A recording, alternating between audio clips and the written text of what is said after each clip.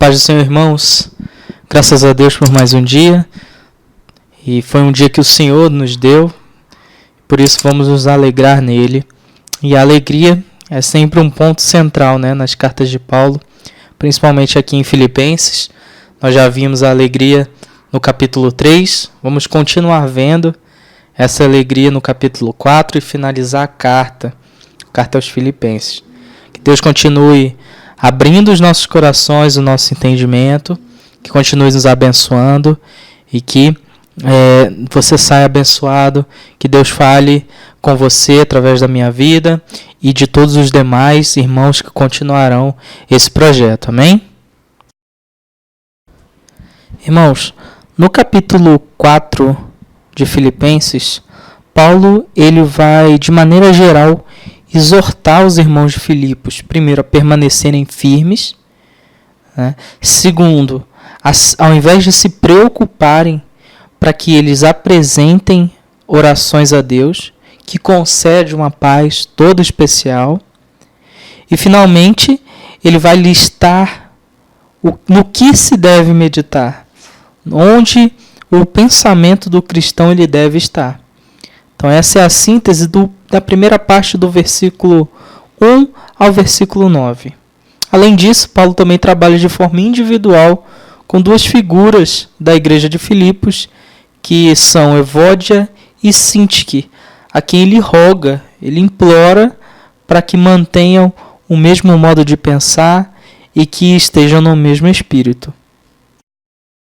Irmãos, no versículo 1, nós vemos mais uma vez o caráter amável do apóstolo Paulo, mais uma manifestação de amor, mais uma manifestação de fraternidade, de unidade mesmo.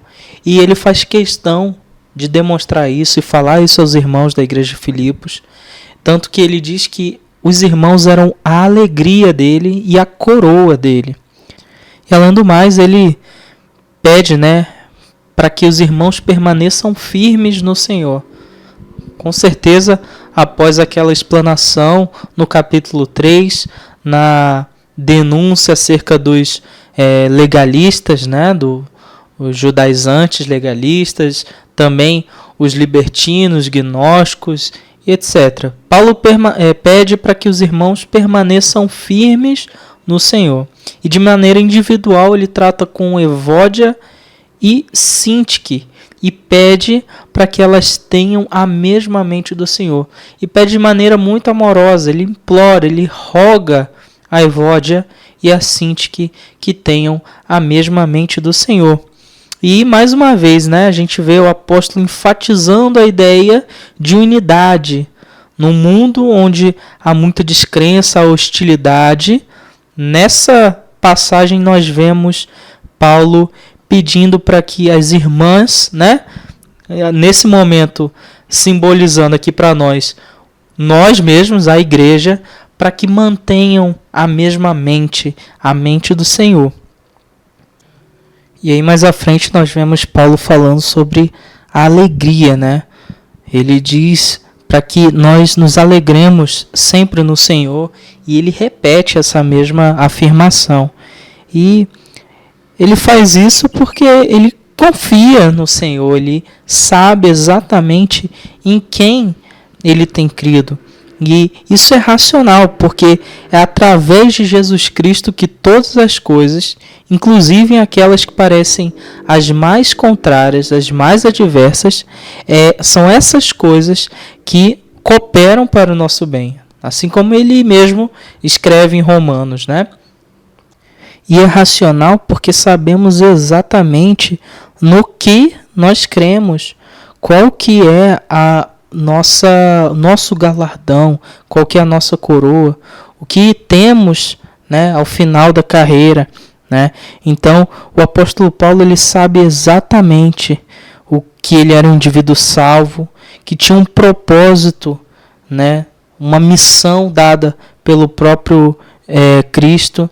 Então, isso fazia com que a alegria de Paulo não viesse das circunstâncias ao seu redor. E assim, nós devemos pensar. Nós temos a mesma missão, nós temos o mesmo chamado, somos salvos da mesma forma que o apóstolo Paulo. Então, nós devemos ser alegres, assim como o apóstolo Paulo era alegre, assim como os irmãos de Filipos deveriam ser alegres, nós devemos ser alegres. Não somente alegre, mas generoso. E é justamente o que o apóstolo Paulo ele vai falar no versículo seguinte, né? Que a generosidade seja demonstrada, né, a todos. O cristão ele deve cultivar esse caráter amoroso, esse caráter generoso, que é o caráter de Cristo. Quão generoso você acha que Cristo foi ao dar a sua própria vida por mim e por você? Qual é o tamanho dessa benevolência? Qual o tamanho dessa generosidade? E o que nós temos feito para ser generosos num nível próximo a Cristo? Eu tenho certeza que nós ainda temos muito a fazer para que sejamos generosos, para que possamos demonstrar nosso amor, nossa consideração, o nosso apreço pelo próximo, apreço pelos irmãos e não irmãos. Aqui é a todos. Paulo se refere a que a nossa generosidade seja demonstrada a todos ao redor, não somente os nossos irmãos da igreja. E é por isso que ele diz que, no final do versículo, né, ele diz que o Senhor está perto. Né? Se o Senhor está perto, qual é a necessidade dos irmãos ali naquele momento se preocuparem em tesouros materiais, em ajuntar muitas riquezas, em serem prósperas? Não que ser próspero ou ser rico seja algo intrinsecamente ruim, não é verdade, mas a questão é que eles não se movem a partir disso. Na verdade, eles preferem, é preferível ser compassivos, ser caridosos, né? E quando o Senhor voltar, eles serão achados cheios de obras espirituais, cheios de bens espirituais, que confirmam a fé em Cristo. E se ninguém sabe nem o dia e nem a hora que Cristo vai voltar, é preciso que estejamos todos prontos, né, para que no dia em que voltar, seja na vinda de fato de Cristo, seja na nossa morte, quando nos encontraremos com Ele, né, que nós estejamos preparados, prontos, com as mãos cheias de obras espirituais, obras que serão provadas no fogo e que não se consumirão. No versículo 6, Paulo vai falar sobre uma inquietação que a gente pode entender pela ansiedade, por uma preocupação antecipada, por algo que não é natural, uma preocupação que não é natural. E ele já demonstra para a gente aqui qual que vai ser o remédio para esse tipo de inquietação, para essa ansiedade que inclusive nos dias de hoje nos aflige muito, esse mundo tão imediatista e tão impaciente, né? O remédio vai ser a oração. O remédio e antídoto para esse mal é a oração. E a oração, ela elimina a ansiedade que vem por qualquer coisa. Sabe por quê? Porque Paulo ele diz assim: não andem ansiosos por coisa alguma, porém em tudo as suas petições sejam conhecidas diante de Deus, né? Em tudo, com ação de graças, apresentem seus pedidos a Deus. Ou seja, para todas as coisas, apresente todas elas a Deus. E já sendo grato por todas as coisas que Ele fará, né? Tendo a fé e já agradecendo com ações de graças pelas vitórias que você vai receber. E qual que é o maior prêmio? Qual a maior vitória? Qual que é o que é que Paulo nos apresenta como o resultado dessa oração sincera, de colocar tudo diante de Deus, tudo aos pés do Senhor? É a paz de Deus, a paz que excede todo entendimento. que tal imaginar uma paz que excede todo entendimento? Impossível, né? Como a gente chega num conceito de paz que não há entendimento que possa entendê-la. Não há entendimento que possa mensurá-la ou compreendê-la, explicá-la.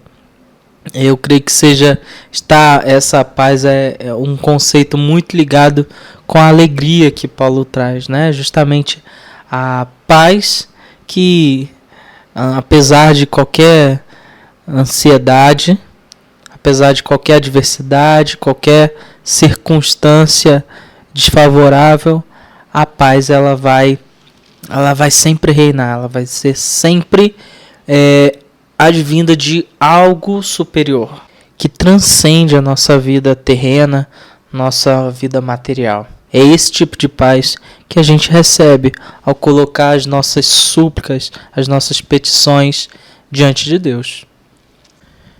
E o versículo 8 que segue é um dos versículos mais lindos, mais completos e claros de Paulo à igreja. Ele é muito claro.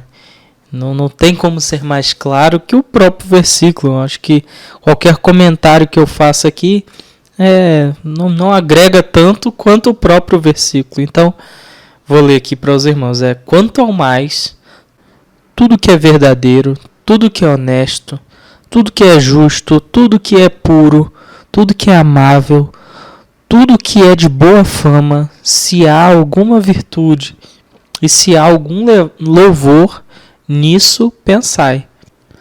Se eu puder acrescentar alguma coisa nesse versículo, eu só faria uma pergunta, na verdade. Como? Como eu sei o que é amável? Como eu sei o que é puro, é honesto? Como eu sei se tem alguma virtude? Como eu sei se tem algum louvor? E eu respondo como o apóstolo Paulo respondeu no versículo 9. Ele diz: pratiquem não só o que aprenderam e receberam, mas também o que ouviram e viram de mim. Então, essa é a melhor maneira para que nós possamos entender e discernir, ter o discernimento mesmo do Espírito acerca dessas coisas, né? Acerca de todas essas coisas que Paulo lista, né? Ouvir a palavra, aprender a palavra, estudar a palavra é a melhor maneira para que nós possamos confrontar o mundo em que vivemos com a palavra que seguimos. E dessa forma a gente consegue discernir de forma muito clara, muito simples, o que é de boa fama, o que é amável, o que é puro, o que é justo, se tem alguma virtude. E agindo assim, o Deus da paz estará conosco. Amém? Irmãos, no versículo 10, assim como Paulo iniciou a sua carta agradecendo aos filipenses, ele vai encerrar, né? Já partimos agora para o final do capítulo. Ele vai encerrar com o mesmo agradecimento. Paulo ele se alegra grandemente no Senhor ao receber, né, a ajuda dos filipenses. E mesmo assim, ele vai explicar que esse contentamento ele não vem das coisas que ele tem, mas da sua relação com o Senhor. Em todas as coisas que Paulo sofreu por amor do Evangelho, ele aprendeu a manter a sua atenção em Cristo. E se aprendemos a ter Cristo como foco da nossa vida, a nossa circunstância material vai perder a importância. Como ele diz no capítulo, no versículo 12 e no versículo 13. Posso todas as coisas naquele que me fortalece. Ainda que Paulo não precisasse, né, da ajuda dos irmãos da igreja de Filipos para ficar alegre, para se sentir bem, ainda assim é óbvio que ele ficou feliz em receber, porque ele percebeu que os irmãos eles estavam atentos à aflição dele. Eles estavam sofrendo junto com ele, né? Eles já tinham ajudado Paulo desde o início, quando ele saiu de Filipos para ensinar lá em Tessalônica, né? Mas agora eles tinham a oportunidade de ajudar novamente. Isso significa um fruto, né? Para crédito deles, como a gente vê no versículo 17. E é por isso que Paulo vai descrever esse cuidado que os irmãos tinham com ele como um sacrifício aceitável, um sacrifício de aroma suave, aprazível a Deus, né? E é óbvio que não é o objeto do sacrifício, não é a doação em si, a ajuda, que é da forma como foi feita. Ninguém sabe se era dinheiro, material, roupa, comida. Bom, não importa, não é o objeto do sacrifício que torna o sacrifício aprazível. Na verdade, é o coração de quem sacrifica, é o coração de quem doa, é o coração de quem trabalha na obra, né? E era isso que os filipenses tinham, eram um coração aberto, um coração voltado para as coisas de Deus e para cuidado com o servo de Deus. Então, Paulo ele faz questão de abençoar esses irmãos e, mais uma vez, finalizar a carta com muitos agradecimentos. Então, já finalizando, irmãos, o amor que temos, o amor que devemos ter para com os nossos irmãos deve ser o amor que a igreja de Filipos tinha para com Paulo e o amor que Cristo tem para conosco, né? Se há lutas entre nós, se há dissensões entre nós, como podemos nos dar a paz do Senhor, né? Então a gente precisa se humilhar, abandonar as nossas diferenças, nos ajudar, assim como Paulo pede para que Evódia e Sintique se mantenham em mesmo espírito. Nós, da mesma forma, temos que manter o mesmo espírito, devemos manter o mesmo espírito com o nosso irmão. Irmãos, quando entendemos todas essas verdades, aprendemos com o apóstolo Paulo acerca da humildade cristã, acerca da unidade cristã. Quando praticamos isso, quando estamos juntos, nós temos certeza que Deus irá suprir todas as nossas necessidades por Cristo Jesus. E no versículo 20, nós vemos aqui qual é o clímax da linguagem cristã, que é a adoração. A nosso Deus, Pai, seja dada a glória para todo sempre. Amém. Sendo assim, irmãos, graça de nosso Senhor Jesus Cristo seja com todos vós. Esse é o versículo 23. Paulo finalmente nos abençoa e nos relembra da graça, do favor imerecido que recebemos, não por mérito algum, não por filiação, por obras, por conhecimento, não por zelo, riquezas materiais, absolutamente nada que venha de mim ou de qualquer ser humano. Ele nos relembra que a graça vem de Deus, é dom de Deus, e que a partir dela somos feitos filhos, co-herdeiros com Cristo, cidadãos do céu. Que Deus te abençoe, continue falando contigo, que nos próximos áudios, que Deus continue nos abençoando e nos dando cada vez mais capacidade e entendimento para nos aprofundarmos ainda mais na sua palavra. Um abraço, que Deus te abençoe, até a próxima.